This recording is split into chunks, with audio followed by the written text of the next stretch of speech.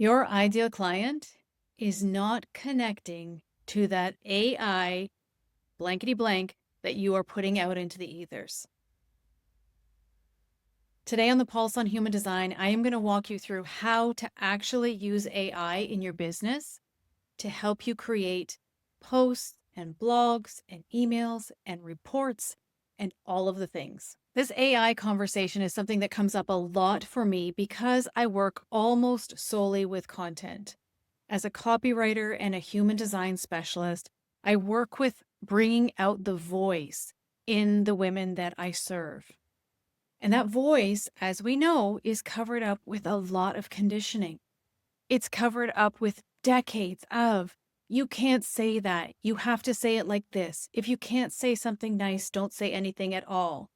We put on these masks of people pleasing and trying to prove ourselves and over explaining and all of the things. And somewhere along the way, we lose ourselves. So then this solution comes along in the form of computer generated, easy content. And we flock to it like crazy. Because now we don't have to use our voices. Now we don't have to show ourselves fully in the online space. Because we can put up the ultimate mask between us and our audience or our ideal clients. And that is the voice of AI. Am I saying to never use AI in your content? Absolutely not.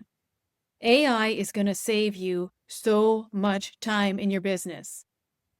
If you, like me, are resistant to AI, knowing all of the things about you or having all of the information, then you're going to really appreciate what we're going to unpack here. I'm going to walk you through some of the mistakes that I see happening in the online space when creating content using AI. I'm going to walk you through how to fix them and some of the things that you can program into your AI system in order to make it sound more like you. So number one that people are making is just asking ChatGPT or whatever your AI thing is to create a post. Create a post about human design profiles. And then AI spits out this prompt with a gazillion emojis in it, and you pop it onto Instagram. And you wonder why people are not engaging with you. When they read that AI post, they understand that it's an AI post. They get that. Anyone in the online space can tell an AI post. You don't feel any emotion when you're reading an AI post. That's one of the biggest differences between human-generated content and AI-generated content, is that AI-generated content is emotionless. So what you're called to do is to add the emotion in. And it's not necessarily about how you are emotionally defined or not. It's about how you want to move your reader. Because they should, there's that word that I hate, but they should be being moved further into your world. And they're not going to do that if you stay on the surface with AI-generated content. So use AI as your starting point and not your ending point. Instead of saying to AI, please do a post for me based on human design profiles. I'm assuming you're using please. Aren't we all polite with our AI bots? Please do a post for me based on human design profiles. You get that initial prompt back. You look at it and it's maybe saying, one lines go deep into the rabbit hole. They do all of the research. They know all of the things about something. What can you expand on in that sentence or that few sentences based on some of the client work that you've done, based on a real life person in your life who is a one line, based on your experience if you are a one line? How can you add some juice? How can you add some context to it? These AI posts are going out like crazy online and there's no context. Lisa Nichols is one of my favorite speakers and she has a TED Talk. It's something like the dip theory. And in it, she talks about how as humans, we relate to each other in the dip. And that's mistake number two with AI posts, is that there's no dip. There's no, in the hero's journey, it's that place where the hero gets stuck and against all odds, you think they're going to not get through what they have to get through. And then all of a sudden they do it. There's none of that in your AI post. It's just like dead language to dead language to dead language. There's no juice. There's no dip. There's no pain. There's no angst. The best thing that you can do in your copy is think about your hero, and you are not the hero. Your ideal client is the hero. You are the guide. But think about your hero and they're stuck in a tree. What your AI generated content is missing is the moment that the tree gets lit on fire. So a great story is where the hero is in the tree and gets down. An amazing story that we talk about forever that steers into our heart and soul is where the hero is in the tree, someone sets the tree on fire, and then the hero gets down. So think how many layers of that you can put into your AI generated posts.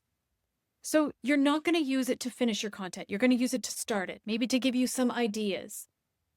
Maybe you're going to use it according to your human design strategy. So for generators and manifesting generators, you're going to ask AI to give you something to respond to. For projectors, you're going to ask AI to recognize you. What are some of the things that you see in me based on this piece of content?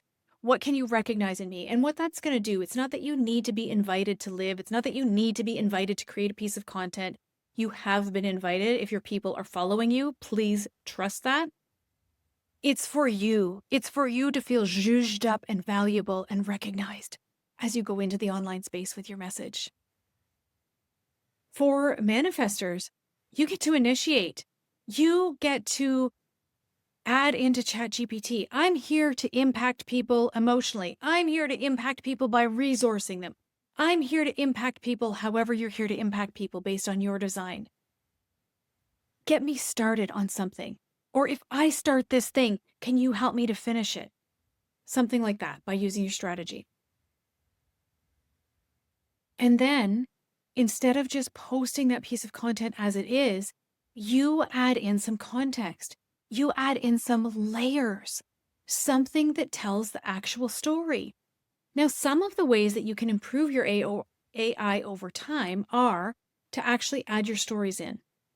Tell AI some of your stories, and I'm going to give a shout out to one of our community members, Chelsea Brady of the Rising Creative. She's one of the members in our bodygraph.com community. And this was one of the tips that she shared in my Content by Design experience. She shared that she has started to tell ChatGPT her stories. Whenever something comes up that she thinks could be related to business, she puts it in and she has it update the memory so that it brings that story in when it makes sense. You can also use things like fictional characters with your ChatGPT. You can ask ChatGPT to use metaphors, to build metaphors into your language. That's not something that a lot of people are doing in their content, and that's going to set you apart. One of the juiciest things that you can do for your AI system is give it your human design. Feed it your human design, your astrology, your Enneagram, whatever tools that you have. And it doesn't have to be like you just pop your chart in there. For me, I added in my type, my strategy, my authority, the fact that I'm a quad right, each of my channels, and my dormant gate. I only have one in my design, and that's really important in my messaging. So oftentimes when Chad and I are going back and forth, when I'm looking for something to respond to, I will say, if I wanted to say this, how would I bring the energy of my gate 17 shadow into this story that I'm telling? How would I bring the energy of my 2-4 profile into this piece of content that I'm creating? So your ChatGPT isn't something that you just say, create a post based on human design profiles. Your ChatGPT is something that you say, let's have a conversation around human design profiles and how they relate to the work that I'm doing in the XYZ space. We're going to have some back and forth here and continue to deepen the context of this post, the emotion of this post. Maybe you can bring in some NLP tools. So you're speaking to audio learners and visual learners and kinesthetic learners. What else could you do? There's so much you could do. So what I would love for you to take away from this episode is that AI can help you so much more when you actually build that memory with your ChatGPT or whatever AI system you're using. And when you actually look for ways to go deeper in your content, AI isn't going anywhere. So, those of us that are conscious entrepreneurs, we have the opportunity to use it well and to use it as a starting point in our businesses and in our content. Oh gosh, there are so many other things that we could talk about AI, and I am not a 100% on board AI lover, but there are so many things that your AI can do that will save you time and money. Just be sure that you are using it properly according to your message, your audience, and your mission.